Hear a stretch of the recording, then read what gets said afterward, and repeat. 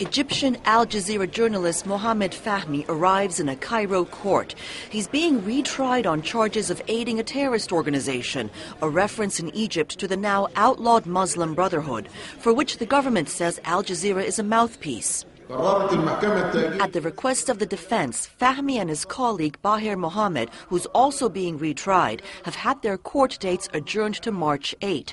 They spent more than 400 days in jail following a guilty verdict in their first trial. I really don't know what's going to happen. Both men were freed on bail earlier this month, but for Fahmy, an Egyptian-born Canadian, it's a limited kind of freedom. As I expected, it was adjourned.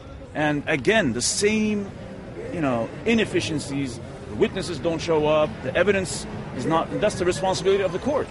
I'm still waiting. I wait and see. For Baher Mohammed, who lives in Egypt, this is a moment to spend with family, but also an opportunity to stand up for what he says is right. This is something very beautiful and I really appreciate.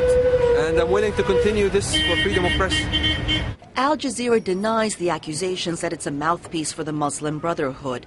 The imprisonment of its journalists reinforced the view among human rights groups that Egypt's government was rolling back the very freedoms gained in the country's 2011 uprising. A third journalist from the news channel, Australia's Peter Gresta, was freed last month and deported after also spending over 400 days in a Cairo prison.